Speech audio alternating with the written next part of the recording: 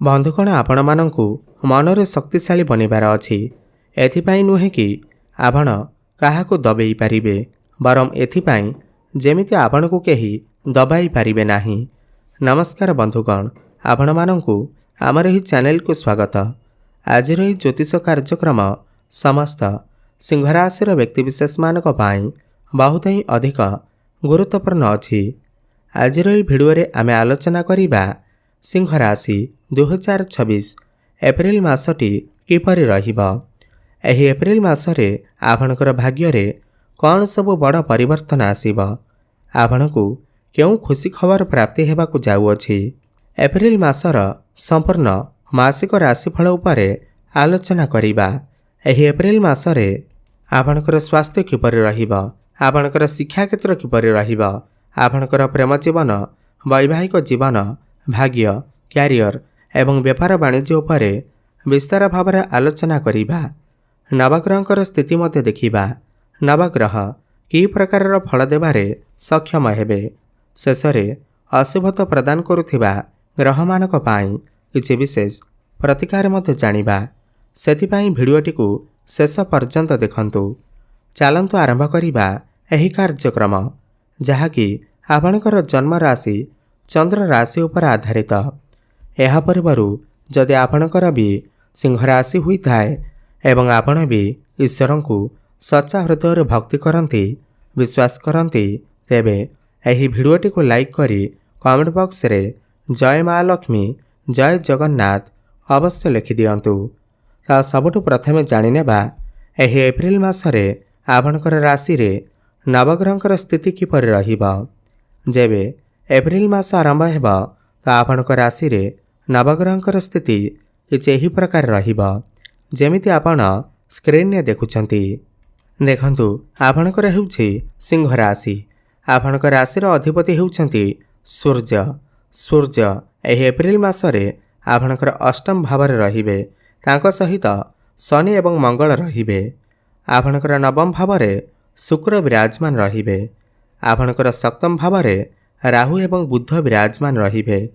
ଆପଣଙ୍କର ପ୍ରଥମ ଭାବରେ କେତୁ ଏବଂ ଏକାଦଶ ଭାବରେ ଦେବଗୁରୁ ବୃହସ୍ପତି ବିରାଜମାନ ରହିବେ। ଏବେ ଆସନ୍ତୁ ଜାଣିବା ଏହି ନବଗ୍ରହମାନେ ଏହି ଏପ୍ରିଲ ମାସରେ ଆପଣଙ୍କୁ କିପରି ଫଳାଫଳ ପ୍ରଦାନ କରିବେ। ଧ୍ୟାନ ଦେଇ ଶୁଣନ୍ତୁ। ସବୁଠୁ ପ୍ରଥମେ ଜାଣିବା ଆପଣଙ୍କର ସ୍ୱାସ୍ଥ୍ୟ କିପରି ରହିବ ଏହି ଏପ୍ରିଲ ମାସ 2026ରେ। ବନ୍ଧୁଗଣ, ପ୍ରଥମ ଭାବ ହୋଇଥାଏ ଆପଣଙ୍କର ସ୍ୱାସ୍ଥ୍ୟର ଭାବ, ଆପଣଙ୍କର ଇମ୍ୟୁନିଟି ସିଷ୍ଟମର ଭାବ। ପ୍ରଥମ ଭାବର ଅଧିପତି ସୂର୍ଯ୍ୟ ଅଷ୍ଟମ ଭାବରେ ରହିବେ, କିନ୍ତୁ 14 ଏପ୍ରିଲକୁ ଆପଣଙ୍କର ଭାଗ୍ୟ ଭାବକୁ ଚଳନ କରିବେ ଏବଂ ଉଚ୍ଚସ୍ଥ ହେବେ।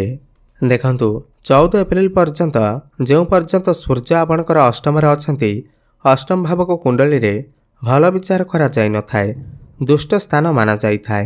ତ 13 ଏପ୍ରିଲ ପର୍ଯ୍ୟନ୍ତ ଆପଣଙ୍କୁ ଆପଣଙ୍କର ସ୍ୱାସ୍ଥ୍ୟର ଧ୍ୟାନ ରଖିବାର ଅଛି। ଆପଣଙ୍କର ପେଟ ଜନିତ ସମସ୍ୟା ଦେଖାଦେଇପାରେ, କନଷ୍ଟିପେସନ୍ ଭଳି ସମସ୍ୟା ଦେଖାଦେଇପାରେ, କିମ୍ବା ଆପଣଙ୍କର ଥଣ୍ଡା, ଜ୍ୱର, କଫ ଭଳି ସମସ୍ୟା ଦେଖାଦେଇପାରେ। ଆପଣଙ୍କର ଆଖିରେ କିଛି ଜ୍ୱଳନ ହେବାର ମଧ୍ୟ ସମସ୍ୟା ଦେଖାଦେଇପାରେ। ମୁଣ୍ଡବିନ୍ଧା ବା ଥକାପଣ ଭଳି ସମସ୍ୟା ମଧ୍ୟ ଦେଖାଦେଇପାରେ। କିନ୍ତୁ 14 ଏପ୍ରିଲ ପରେ ଯେତେବେଳେ ସୂର୍ଯ୍ୟ ଆପଣଙ୍କର ଭାଗ୍ୟ ଭାଗକୁ ଯିବେ ଏବଂ ଉଚ୍ଚସ୍ଥ ହେବେ, ତ ପୂର୍ବରୁ ଯେଉଁ ଆପଣଙ୍କର ସ୍ୱାସ୍ଥ୍ୟଗତ ସମସ୍ୟା ଥିଲା ତାହା ଦୂର ହୋଇଯିବ। ଆପଣଙ୍କର ଜୀବନରେ ଯାହା ବି କିଛି ସମସ୍ୟା ଚାଲୁଥିଲା ତାହା 14 ଏପ୍ରିଲ ପରେ ଦୂର ହୋଇଯିବ। ଏବେ ଜାଣିବା ଆପଣଙ୍କର ଶିକ୍ଷାକ୍ଷେତ୍ର କିପରି ରହିବ ଏହି ଏପ୍ରିଲ ମାସ 2026ରେ। ବନ୍ଧୁଗଣ, ପଞ୍ଚମ ଭାବ ହୋଇଥାଏ ଆପଣଙ୍କର ଶିକ୍ଷାକ୍ଷେତ୍ରର ଭାବ ଏବଂ ପଞ୍ଚମ ଭାବର ଅଧିପତି ହେଉଛନ୍ତି ଦେବଗୁରୁ ବୃହସ୍ପତି ଏବଂ ବୃହସ୍ପତି ଆପଣଙ୍କର ଏକାଦଶ ଭାବରେ ବିରାଜମାନ ଅଛନ୍ତି। ଦେଖନ୍ତୁ, ଏହି ମାସରେ ବୃହସ୍ପତିଙ୍କର ସ୍ଥିତି ବହୁତ ହିଁ ଅଧିକ ଭଲ ଅଛି। ବୃହସ୍ପତି ଲାଭ ସ୍ଥାନରେ ଅଛନ୍ତି, ପୁଣି ମାର୍ଗୀ ଅବସ୍ଥାରେ ଅଛନ୍ତି ଏବଂ ପଞ୍ଚମକୁ ଦୃଷ୍ଟି ଦେଉଛନ୍ତି। ପାଠପଢ଼ାରେ ଏହି ମାସରେ ଆପଣ ନିଶ୍ଚିନ୍ତ ଭାବରେ ଉନ୍ନତି ପ୍ରଗତି କରିବେ। କିଛି ବଡ଼ କରିବାକୁ ଚେଷ୍ଟା କରିବେ। ଆପଣଙ୍କର ମନ ପାଠପଢ଼ାରେ ଲାଗିବ। ଏହି ମାସରେ ଯଦି ଆପଣଙ୍କର କିଛି ଏକ୍ଜାମ ଅଛି, ଖାସ୍ କରି କମ୍ପିଟେଟିଭ୍ ଏକ୍ଜାମ ଅଛି, ସରକାରୀ ସ୍ତରରେ କିଛି ପରୀକ୍ଷା ଅଛି, ତେବେ ସେଥିରେ ଆପଣ ନିଶ୍ଚିନ୍ତ ଭାବରେ ଉତ୍ତୀର୍ଣ୍ଣ କରିବେ। ଏବଂ ଯେଉଁ ଛାତ୍ରଛାତ୍ରୀମାନେ ବିଦେଶକୁ ଯିବାକୁ ଚାହୁଁଛନ୍ତି, ବିଦେଶକୁ ଯାଇ କୌଣସି ପାଠ ପଢ଼ିବାକୁ ଚାହୁଁଛନ୍ତି ତାହେଲେ 2 ଜୁନ୍ ପରର ସମୟ ଆପଣଙ୍କ ପାଇଁ ଅତ୍ୟନ୍ତ ଶୁଭ ରହିବ। ପ୍ରେମ ଜୀବନ କଥା ଯଦି ଆମେ ଆଲୋଚନା କରିବା, ପଞ୍ଚମ ଭାବ ହିଁ ହୋଇଥାଏ ଆପଣଙ୍କର ପ୍ରେମ ଜୀବନର ଭାବ। ଏହି ମାସରେ ଆପଣଙ୍କର ପ୍ରେମ ଜୀବନ ବହୁତ ହିଁ ଅଧିକ ଭଲ ରହିବ, କାହିଁକିନା ବୃହସ୍ପତି ଆପଣଙ୍କର ପଞ୍ଚମ ଭାବକୁ ଦୃଷ୍ଟି ଦେଉଛନ୍ତି। ଯେଉଁ ପିଲାମାନଙ୍କର କୌଣସି ବି ପ୍ରେମ ସମ୍ପର୍କ ନାହିଁ, ଏହି ମାସରେ ଆପଣଙ୍କର କାହା ସହିତ ସମ୍ପର୍କ ଯୋଡ଼ି ହୋଇପାରେ, କାହା ସହିତ ପ୍ରେମ ଆରମ୍ଭ ହୋଇପାରେ, ଆପଣଙ୍କୁ ନୂତନ ପାର୍ଟନର ମିଳିପାରନ୍ତି ଏବଂ ପ୍ରେମ ଜୀବନରେ ପୂର୍ବରୁ ଯଦି କିଛି ସମସ୍ୟା ଥିଲା ତାହା ସବୁ ଦୂର ହୋଇଯିବ। ଯେଉଁମାନଙ୍କର କଥାବାର୍ତ୍ତା ବନ୍ଦ ହୋଇଯାଇଥିଲା, ବ୍ରେକଅପ୍ ଆଦି ହୋଇଯାଇଥିଲା, ସେମାନଙ୍କର ପୁଣି ଥରେ କଥାବାର୍ତ୍ତା ହୋଇପାରେ, ପ୍ୟାଚଅପ୍ ମଧ୍ୟ ହୋଇପାରେ। କାହା ସହିତ ନୂତନ ବନ୍ଧୁତା ସ୍ଥାପନ ହୋଇପାରେ, କିଛି ଆଟାଚମେଣ୍ଟ ହୋଇପାରେ। କିନ୍ତୁ ଆପଣଙ୍କର ଯିଏ ବି ପାର୍ଟନର ଅଛନ୍ତି ତାଙ୍କ ଭିତରେ ଟିକେ ଜିଦିପଣ ଦେଖାଦେଇପାରେ ଏବଂ ଆପଣଙ୍କ ଭିତରେ ମଧ୍ୟ ଟିକେ କ୍ରୋଧ, ଆଗ୍ରେସନ୍ ଦେଖାଦେଇପାରେ। ଏବେ ଜାଣିବା ଆପଣଙ୍କର ବୈବାହିକ ଜୀବନ କିପରି ରହିବ ଏହି ଏପ୍ରିଲ ମାସ 2026ରେ। ବନ୍ଧୁଗଣ, ସପ୍ତମ ଭାବ ହୋଇଥାଏ ଆପଣଙ୍କର ବୈବାହିକ ଜୀବନର ଭାବ ଏବଂ ସପ୍ତମ ଭାବର ଅଧିପତି ହେଉଛନ୍ତି ଶନିଦେବ ଏବଂ ଶନି ଆପଣଙ୍କର ଅଷ୍ଟମ ଭାବରେ ବିରାଜମାନ ଅଛନ୍ତି। ଦେଖନ୍ତୁ, ଆପଣଙ୍କର ସପ୍ତମ ଭାବରେ ରାହୁ ଥିବା ହେତୁ କେଉଁଠି ନା କେଉଁଠି ଆପଣଙ୍କର ବୈବାହିକ ଜୀବନରେ ସମସ୍ୟା ଦେଖାଯାଉଥିବ। କେବଳ ଏହି ଏପ୍ରିଲ ମାସରେ ନୁହେଁ, ପୂର୍ବରୁ 4-5 ମାସ ହେବ ଆପଣଙ୍କର ବୈବାହିକ ଜୀବନରେ ନିଶ୍ଚିନ୍ତ ଭାବରେ ସମସ୍ୟା ଦେଖାଦେଉଥିବ। ଛୋଟ ମୋଟ କଥାକୁ ନେଇ କଳି ଝଗଡ଼ା ଉତ୍ପନ୍ନ ହେଉଥିବ, ଆର୍ଗୁମେଣ୍ଟ ଉତ୍ପନ୍ନ ହେଉଥିବ କିମ୍ବା ଆପଣଙ୍କର ଯିଏ ବି ଲାଇଫ୍ ପାର୍ଟନର ଅଛନ୍ତି ତାଙ୍କର ସ୍ୱାସ୍ଥ୍ୟରେ କିଛି ସମସ୍ୟା ଦେଖାଦେଉଥିବ। ଆଣ୍ଠୁଗଣ୍ଠିରେ ସମସ୍ୟା, କିଛି ଇନଫେକ୍ସନ୍ ଭଳି ସମସ୍ୟା, ଏହିଭଳି ସମସ୍ୟା ଦେଖାଦେଉଥିବ ଏବଂ ଏହି ଏପ୍ରିଲ ମାସରେ ମଧ୍ୟ ଏହିଭଳି ଛୋଟ ମୋଟ ସମସ୍ୟା ଦେଖାଦେଇପାରେ, ମିସ୍ଡ ଅଣ୍ଡରଷ୍ଟାଣ୍ଡିଂ ଦେଖାଦେଇପାରେ। ସେଥିପାଇଁ ପରସ୍ପର ମଧ୍ୟରେ ତାଳମେଳ ଠିକ୍ ରଖନ୍ତୁ, ବୈବାହିକ ଜୀବନ ବହୁତ ଭଲ ରହିବ।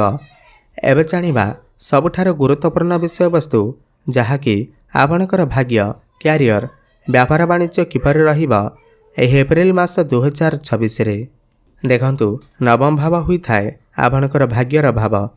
ନବମ ଭାବର ଅଧିପତି ହେଉଛନ୍ତି ମଙ୍ଗଳ ଏବଂ ମଙ୍ଗଳ ଆପଣଙ୍କର ଅଷ୍ଟମ ଭାବରେ ବିରାଜମାନ ଅଛନ୍ତି। ଦେଖନ୍ତୁ, ଅଷ୍ଟମ ଭାବକୁ କୁଣ୍ଡଳୀରେ ଭଲ ବିଚାର କରାଯାଇନଥାଏ। ଖାସ୍ କରି ତ ମଙ୍ଗଳଙ୍କୁ ଅଷ୍ଟମ ଭାବରେ ରହିବାକୁ ଭଲ ବିଚାର କରାଯାଇନଥାଏ, କାହିଁକିନା ଅଷ୍ଟମ ଭାବ ଦୁଷ୍ଟ ସ୍ଥାନ ହୋଇଥାଏ। ଏହି ମାସରେ ଭାଗ୍ୟ ଆପଣଙ୍କର କମଜୋର ରହିବ। ଆପଣଙ୍କର ସମସ୍ତ କାର୍ଯ୍ୟରେ ବିଳମ୍ବ ହୋଇପାରେ। ଯଦି ଆପଣ କିଛି ବଡ଼ କାର୍ଯ୍ୟ କରିବାକୁ ଚାହୁଁଛନ୍ତି, ନୂତନ କାର୍ଯ୍ୟର ଆରମ୍ଭ କରିବାକୁ ଚାହୁଁଛନ୍ତି, କିଛି ବଡ଼ ଇନଭେଷ୍ଟମେଣ୍ଟ କରିବାକୁ ଚାହୁଁଛନ୍ତି କିମ୍ବା କିଛି ବଡ଼ ଡିସିସନ୍ ନେବାକୁ ଚାହୁଁଛନ୍ତି, ତାହେଲେ ଏପ୍ରିଲ ମାସ ଅପେକ୍ଷା ମେ ମାସରେ କଲେ ଆପଣଙ୍କ ପାଇଁ ବହୁତ ହିଁ ଭଲ ରହିବ, କାହିଁକିନା ମଙ୍ଗଳ ଆପଣଙ୍କର ଭାଗ୍ୟ ଭାବକୁ ଚଳନ କରିବେ। ମଇ 11 ପରେ ଆପଣଙ୍କର ଭାଗ୍ୟ ମଜବୁତ ହେବ, ଭାଗ୍ୟ ଆପଣଙ୍କର ପ୍ରବଳ ହେବ। ଆପଣ କିଛି ବଡ଼ ଡିସିସନ୍ ନେଇପାରନ୍ତି, ବଡ଼ କାର୍ଯ୍ୟର ଆରମ୍ଭ କରିପାରନ୍ତି, ଶୁଭ ମାଙ୍ଗଳିକ କାର୍ଯ୍ୟର ଆୟୋଜନ କରିପାରନ୍ତି। କ୍ୟାରିୟର କଥା ହେବ ଯଦି, ଦଶମ ଭାବ ହୋଇଥାଏ କ୍ୟାରିୟର ଭାବ ଏବଂ ଦଶମ ଭାବର ଅଧିପତି ହେଉଛନ୍ତି ଶୁକ୍ର ଏବଂ ଶୁକ୍ର ଆପଣଙ୍କର ଭାଗ୍ୟ ଭାବ ମାନେ ନବମ ଭାବରେ ବିରାଜମାନ ଅଛନ୍ତି। ଦେଖନ୍ତୁ, ଏହି ମାସରେ ଆପଣଙ୍କର କ୍ୟାରିୟର ବହୁତ ହିଁ ଉତ୍ତମ ରହିବ, କାହିଁକିନା 19 ଏପ୍ରିଲକୁ ଶୁକ୍ର ଆପଣଙ୍କର ଦଶମ ଭାବକୁ ହିଁ ଚଳନ କରିବେ। ଦଶମ ଭାବର ଅଧିପତି ଦଶମକୁ ଚଳନ କରିବେ ଏବଂ ମାଲବ୍ୟ ନାମକ ରାଜଯୋଗର ନିର୍ମାଣ କରିବେ। ଏହି ମାସରେ ଆପଣଙ୍କର କର୍ମକ୍ଷେତ୍ରରେ ଏମିତି କିଛି ପରିବର୍ତ୍ତନ ଆସିବ, ଏମିତି କିଛି ଖୁସି ଖବର ମିଳିବ ଯାହା ଆପଣ ପୂର୍ବରୁ କେବେ ସ୍ୱପ୍ନରେ ସୁଦ୍ଧା କଳ୍ପନା କରିନଥିବେ। ଏହି ମାସରେ ଆପଣଙ୍କର ହଠାତ୍ ପ୍ରମୋସନ୍ ହୋଇଯାଇପାରେ, ଟ୍ରାନ୍ସଫରର ଯୋଗ ବନିବ, କୌଣସି MNC କମ୍ପାନୀରୁ ଜବ୍ ଅଫର୍ ଆସିପାରେ। ସବୁଠାରୁ ବଡ଼ କଥା ଏହା ଅଟେ କି ଯେଉଁ ବ୍ୟକ୍ତିବିଶେଷମାନେ ଦୀର୍ଘଦିନ ଧରି ଚାକିରିର ଅପେକ୍ଷାରେ ଅଛନ୍ତି, ଯେଉଁମାନେ ବେରୋଜଗାରୀ ଅଛନ୍ତି, ସେମାନଙ୍କୁ ଏହି ଏପ୍ରିଲ ମାସରେ ମାନେ 19 ଏପ୍ରିଲ ପରେ ନୂତନ ଚାକିରି ମିଳିବାର ବହୁତ ଅଧିକ ସମ୍ଭାବନା ବନୁଅଛି। ଆପଣ ଚେଷ୍ଟା ଜାରି ରଖନ୍ତୁ। କର୍ମକ୍ଷେତ୍ରରେ ଆପଣଙ୍କୁ କିଛି ଖୁସି ଖବର ମଧ୍ୟ ମିଳିପାରେ। ଆପଣ ଏହି ମାସରେ କିଛି ଭୂମି, ପ୍ରପର୍ଟି, ଜମି, ନୂତନ ଯାନବାହନ କ୍ରୟ କରିପାରନ୍ତି। କର୍ମକ୍ଷେତ୍ରରେ ଆପଣଙ୍କୁ ସମ୍ମାନିତ କରାଯାଇପାରେ। ବ୍ୟାପାର ବାଣିଜ୍ୟର କଥା ହେବ ଯଦି, ସପ୍ତମ ଭାବ ହୋଇଥାଏ ବ୍ୟାପାର ବାଣିଜ୍ୟର ଭାବ। ସପ୍ତମ ଭାବର ଅଧିପତି ଶନି ଅଷ୍ଟମରେ ଅଛନ୍ତି, କିନ୍ତୁ ସପ୍ତମରେ ବୁଧ ମଧ୍ୟ ବିରାଜମାନ ଅଛନ୍ତି। ଏହି ମାସରେ ଆପଣଙ୍କର ବ୍ୟାପାର ବାଣିଜ୍ୟ 70% ଭଲ ରହିବ। ଇନକମ୍ ତ ବହୁତ ଭଲ ରହିବ। ଦୈନିକ ରୋଜଗାର ଆପଣଙ୍କର ଭଲ ରହିବ, କାହିଁକିନା ବୃହସ୍ପତି ଆପଣଙ୍କର ଏକାଦଶ ଭାବରେ ଅଛନ୍ତି, କିନ୍ତୁ ଶନି ଆପଣଙ୍କର ଅଷ୍ଟମରେ ଥିବାରୁ ଆପଣ ଆଖି ବନ୍ଦ କରି କାହା ଉପରେ ବିଶ୍ୱାସ ଭରସା କରନ୍ତୁ ନାହିଁ।